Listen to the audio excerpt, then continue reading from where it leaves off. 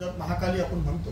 देवीची उत्पत्ती म्हणजे पहिल्यांदा विष्णूच्या बेंबीपासून ब्रह्मदेव निर्माण झाले. ब्रह्मदेवासोबतच युगपत आपण म्हणायला हरकत नाही. चांगल्या गोष्टीसोबत एक वाईट गोष्ट निर्माण होते सृष्टीमध्ये. ब्रह्मदेवासोबत दोन राक्षस उत्पन्न झाले, ती म्हणजे मधु आणि कैटभ. हे विष्णूच्या कानाच्या मळापासून निर्माण झाले. तेवढे उन्मत्त होते, त्यांनी ब्रह्मदेवाला मारायला गेले.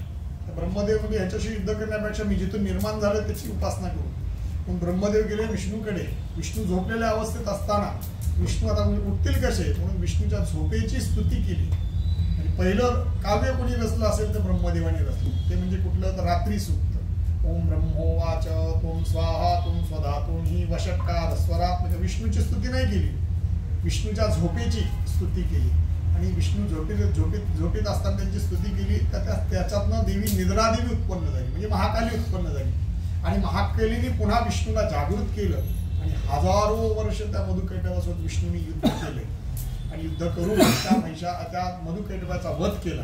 त्या मधुकैटभाच्या वधापासून ही पृथ्वी उत्पन्न झाली, म्हणजे त्याच्या शरीरापासून. म्हणून पृथ्वीला मेदिनी हा शब्द येतो. पण आपण कुठलेही कर्म करताना भूमी शुद्ध करतो, भूमिपूजन करतो. तसंच या विष्णूचं दुसऱ्या अध्यायामध्ये अशी आख्यायिका आहे. महिषासूर नावाचा जो राक्षस आहे तो मारण्यासाठी देवांनी काय केलं की महिषासूरला वरदान होतं की कुठल्याही स्त्रीपासून मृत्यू होईल.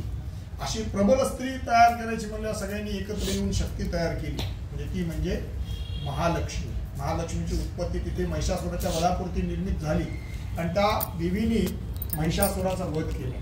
महिषासुराचा वध केल्यानंतर पुन्हा काही कालावधी निघून गेला.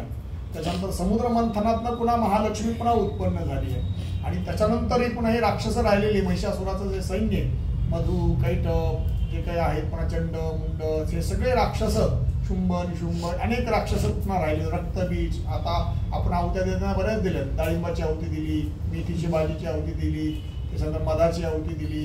देवीने मधाचा उपयोग कधी केला? त्या महिषासुराला वध करते देवीने सांगितलं की थांब गर्ज गर्ज क्षणम मूढ मधु यावत पिबाम्यहम्. म्हणजे मध मी पेते, तू थांब मध पेईपर्यंत. तुझा मध पेल्यानंतर मात्र तुझा निश्चित वध करणार आहे असं देवीने तिथे सांगितलंय. आणि मध पिऊन मग देवीने तिथं वध केलेला आहे. त्याच्यानंतर पुढे शाकंभरी आहेत, म्हणजे भाज्या आहेत विशिष्ट.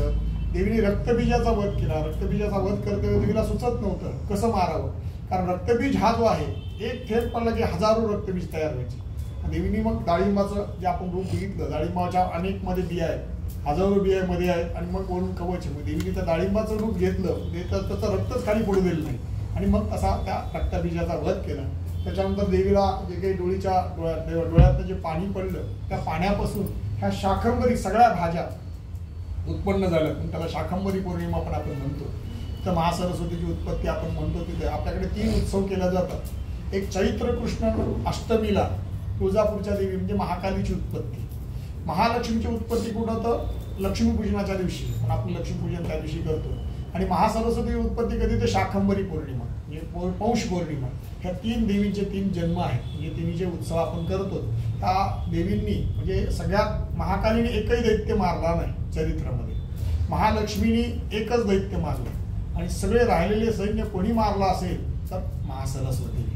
कारण महासरस्वतीने सगळे दैत्य मारले. आपण बघताना जर महाकालीला विद्रूप असं रूप बघतो, 10 हात आहेत, हातामध्ये शस्त्र आहे, त्याच्यानंतर पायाखाली एक राक्षस आहे, पण तिनं एकही दैत्य मारला नाही. महालक्ष्मीने सौंदर्याच्या एकच दैत्य मारलं. आणि महासरस्वती सोज्वळ शांत असताना बुद्धीने तिने सगळे दैत्य मारले असा त्याचा उल्लेख येतो. हे चरित्र देवीचं हे 13 अध्यायामध्ये देवीचं चरित्र येतं. या चरित्रामध्ये भगवतीला विष्णूने पुन्हा स्थापित केले. तुम्ही 9 दिवस आमची सेवा घ्या आमच्याकडनं आणि नंतर तुम्ही वर्षभर तुम्ही आमचे रक्षण करत राहा. पण आपण देवीला 9 दिवस घरामध्ये स्थापित करतो.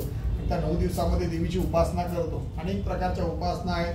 त्या उपासनेतनं भगवतीला प्रसन्न करायचे आणि वर्षभर तिच्याकडनं आपल्याला पुन्हा शक्ती घ्यायची आहे, आपले सगळे कार्य करून घ्यायचे आहेत. कारण भगवती ही मातृरूपात असल्यामुळे देवीला जसं आईला आपण फार लागत नाही, आईला आपण जसं पाहिजे तसं त्या पद्धतीने म्हणू शकतो.